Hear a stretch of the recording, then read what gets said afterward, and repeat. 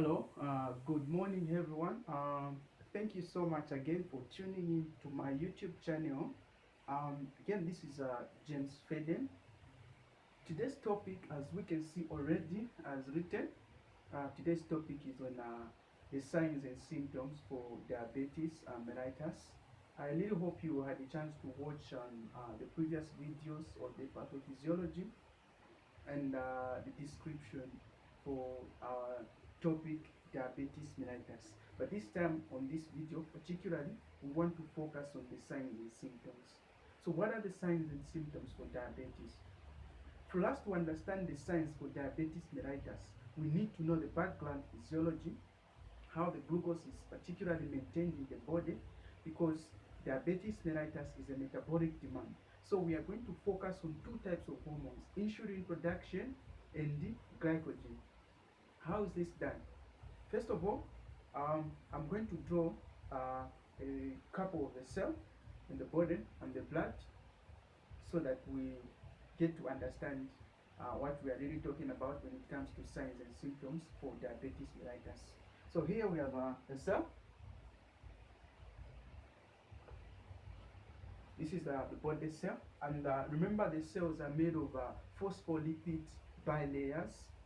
They are made of fatty, they are made of lipids outside their cell membranes. So this is the phospholipid bilayer.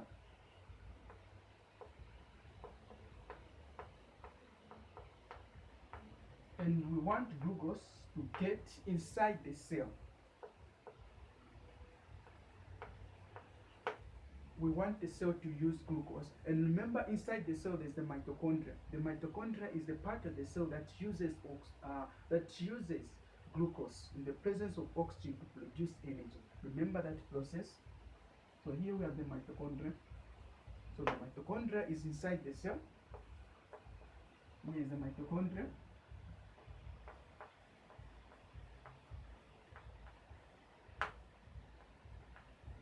Of course, plural is mitochondria, and then singular is a mitochondrion. And then, this is the body cell. This is the whole cell. And then these body cells, they are perfused with blood vessels. So there's going to be a couple of blood vessels in your passing.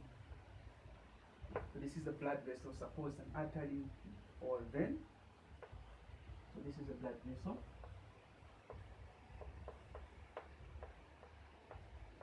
This is a blood vessel. And then inside the blood vessel, there's going to be what we call blood. There's blood passing in, and in that blood, it is where there is what? Glucose and a lot of stuffs. In this case, we are particularly concerned about our glucose, which is the sugar in the blood. So this is glucose. So here we have glucose. And really, we want our body cells to use what? The same glucose. But glucose can't get inside the cell to be used by the mitochondria because the cells are made of phospholipids bilayers, and glucose is a water-soluble substance. It can't dissolve in fats unless it is assisted by some special assistance. And in this case, glucose is only going to be assisted by insulin and hormone. So it is the insulin hormone that will get glucose from the blood and inside the cell. How is that happening? Wow. On body cells, we have got what we call glucose receptors. So here we have the, not glucose receptors, insulin receptor cells. Insulin receptor cells. So here we have the insulin receptor cells. Suppose this is the insulin receptor cell. And then it is only the combination of an insulin receptor cell and insulin that will bring about the physiological changes, and that will bring about the glucose transporter molecules outside the cell and get the glucose inside the cell. So when insulin comes, arrives, binds to the insulin receptor cells, and then that will bring about the glucose transporter molecules from the cell and then get glucose inside the cell, and then the glucose will be used by the mitochondria. That's the physiology. That's the physiology. So we are going to have glucose here, and then insulin will allow the glucose transporter molecules, once it binds to the insulin receptors. It's more like a key and a door. Any more than you can open a door without a key. You need both. You need a key and you need a lock. So it's the same physiology. Now, just quite talked about the background physiology a little bit. Now we go on to mentioning our signs and symptoms for diabetes mellitus. The first one, it is very important that there are three basic common signs and symptoms in diabetes patients, and these will always be there. And we term these as the classic triad. We term them as the classic triad. So always when diabetes is being diagnosed, there is always going to be the three signs and symptoms, and these are the what we call classic triad. What are the classic triad? In diabetes mellitus, there is always going to be number one, polyuria, as the name itself suggests, diabetes. So the first sign and symptoms, polyuria.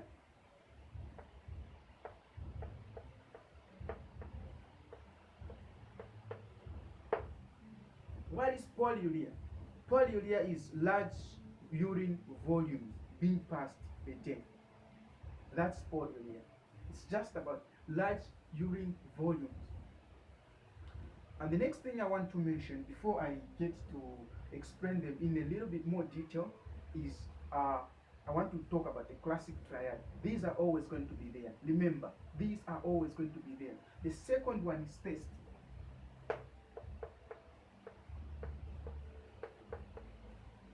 First, of course, is called polydipsia. The third one,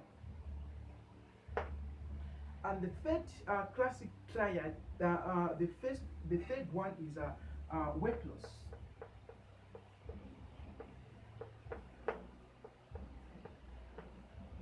We term this as the classic triad. There are other clinical signs and symptoms for diabetes, but the most cardinal ones are these: 1, 2, 3. These are the classic triad.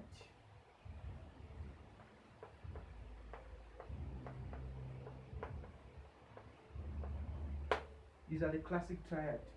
Coming in now back to our polyuria. How is our polyuria coming in? One thing to notice is that glucose is asthmatic. And when something is asthmatic, it will attract more water across its surface area. So the polyuria is coming in as a result of osmolarity in the blood. Imagine that we have glucose in our body, in our blood. Here is glucose. We can always refer to this when we are talking about the signs and symptoms for diabetes. So polyuria, we have a large amount of urine volumes, for example in type 1 diabetes, where we don't have insulin.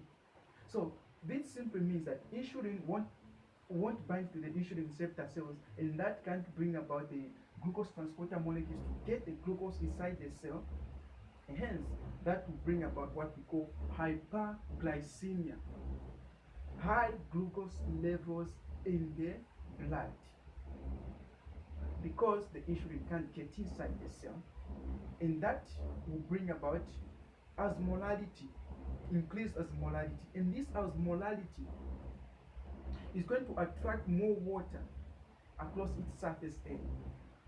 So there's going to be a lot of intravascular fluid compartments inside the blood vessel. And when that passes to the kidneys, of course, they are going to be filtrated, and then they will need to be passed out because they are many. So the amount of urine which is going to be passed out is going to be even more because it has increased. So that's what polyuria is all about. Coming into thirst. Now, it's simple indeed, because in diabetes mellitus, of course, even in diabetes insipidus, there's going to be polyuria. And given that you are passing a large amount of urine, then it's no doubt that you're going to feel thirsty. You will need water because you'll become dehydrated. That's what our thirst is. The third point is weight loss. How is weight loss coming in about? This is a little bit this is a very interesting thing to know about when it comes to diabetes, especially diabetes type 1. Because what happens is that when there is no insulin production in the body, then glucose can't get inside the cell, and the cell is crying for mitochondria. What is it? Is that the body is going to find other means to produce what? Glucose, so that it can carry on with lifetime metabolic activities. In this case, the body will try and get the fats which are stored in the liver and in the muscles, that is called lipolysis.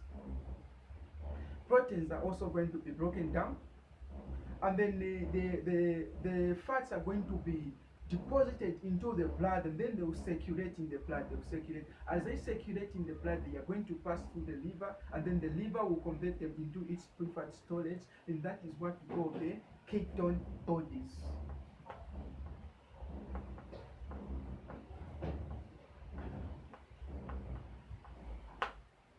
And ketone bodies are very important, but if they are produced in excess, they are very harmful. So we are going to talk about the importance of them. The ketone bodies are going to be converted by the liver. The fats are going to be converted by the liver into ketone bodies, and then it is these ketone bodies that are going to be used as what? Energy. But there's a problem. Do you know where the problem is? It's because the fatty adipose tissue is going to be consumed. And when the adipose tissue is going to be consumed, those fats which are stored are going to be used as energy. And when the fats are consumed, it's probably you are going to lose weight. That's where weight is coming in. And the fourth clinical signs and symptoms for diabetes is dehydration.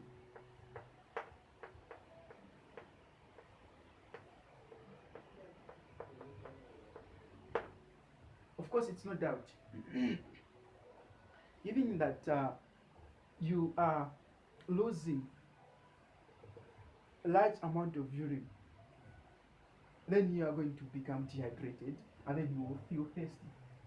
That is where the dehydration is coming from. It's quite simple.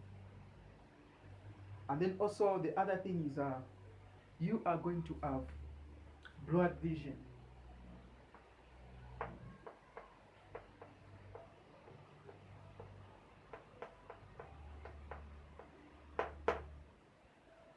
How is blurred vision coming in? And it's very interesting. It's something that I've prepared something so that we can know what is really happening in blurred vision. Why is it that some diabetic patients develop blurred vision? And I want to explain this using a cup of a glass of water that I've prepared. So here is a glass of water, and when you get your eyes, you try to look through. You are going to see that, of course, light from this side is going to pass through this side. It won't be distorted because there is no sugar.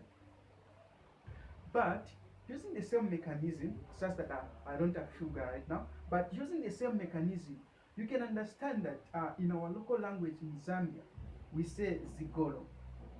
When we put sugar in this one, and then we stir, there is going to be molecules of sugar inside this, and then the light from this side to here can't pass through. Can you see this mechanism? Well, in diabetes mellitus, in blurred vision, this is the same thing that happens. I want you to remember that in our eye, we have the humor, which is called the aqueous humor. And that aqueous humor is fluid. Without the sugar, the light can pass in through and then goes to the retina, and then there's going to be vision. But in this case of diabetes mellitus, where we have a hyperglycemia, high amount of sugar, then even those sugar are going to go to the eye, to the aqueous humor and the vitreous humor, and then the light will be distorted from going to the retina. But a few months after diagnosis, you give them insulin, the patient becomes hypoglycemic in a normal level, blood sugar level, then that can be cleared. There is going to be clear vision because there is no more sugar in the aqueous humor. The other thing I would like to talk about, the other clinical signs and symptoms for diabetes is Candida infection.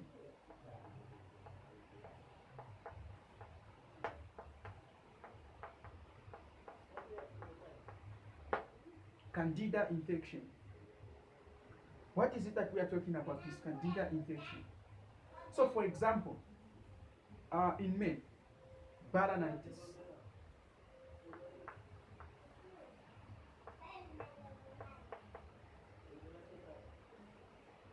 Of course, this is balanitis. Balanitis is inflammation of the glans penis in men, and this is becoming as a result of, in those areas, the fluids which are there are going to be filled in with more glucose, and glucose acts as the best medium for bacteria. So it's best for bacteria, so it's going to attract bacteria, and then that will lead to inflammation of the glans penis because there is bacteria in it. In women, of course, it's vulvitis, and vulvitis accounts for the same mechanism, because in those areas, those fluids are going to be filled in with a lot of what? Bacteria. Bacteria is attracted by the glucose, which is coming as a result of hyperglycemia there. So that's our blood vision. The other thing I would like to talk about,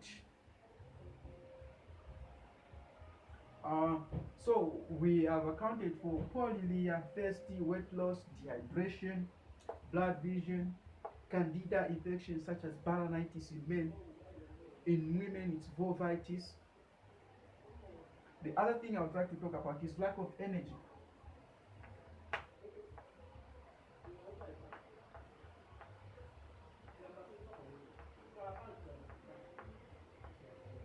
So in diabetes, patients are going to complain lack of energy. Why is it that the patients complain they lack energy in diabetes mellitus? Well, it's a mitochondria, of course, which needs glucose to manufacture what? In the presence of oxygen to manufacture its energy. So when glucose can't get inside the cell, then of course it's no surprising that the patient won't have energy, because the energy can't be manufactured without glucose. And it is the only way that our body's energy is manufactured is by in the presence of glucose. So they complain lack of energy in diabetes mellitus. I just want to make a little bit space here so that I talk about one of the most important things. So the other thing that is going to be is there's going to be ketones in the blood, in the urine,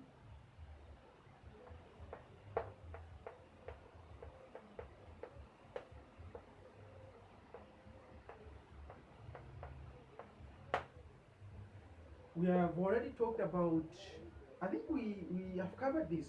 It's good to talk about it again in a little bit more detailed, because the ketone bodies are a problem when they are in large amount. They are good because they are the source of energy, but again they can become a problem because they are made of acids. And this, we can tell, is one of the best way again that we can tell and differentiate between diabetes diabetes mellitus type 1 and diabetes mellitus type 2. The reason why I say this is because in diabetes mellitus type 1, there is no insulin production, but there is glucagon production. And glucagon will just continue on making these ketone bodies, making the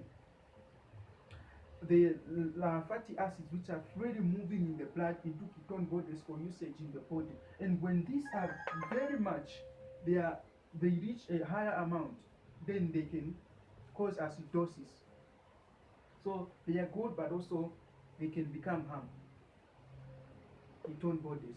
So they come as a result of insulin being resisted from entering the cell, and then the body cells finds another means of making them. It's going to be the process of lipolysis.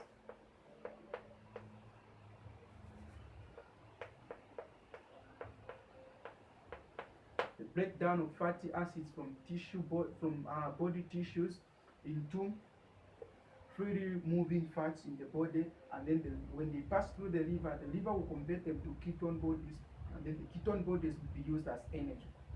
So when there is a lot of ketones in urine, then we can suspect diabetes mellitus type 1. In type 2, there are no ketone bodies in the urine. These are the clinical signs and symptoms for diabetes. Of course, there are so many other clinical signs of diabetes. These ones are more enough. We can treat diabetes. In the next video, we are going to talk about the management and treatment of diabetes mellitus. Thank you so much. God bless you.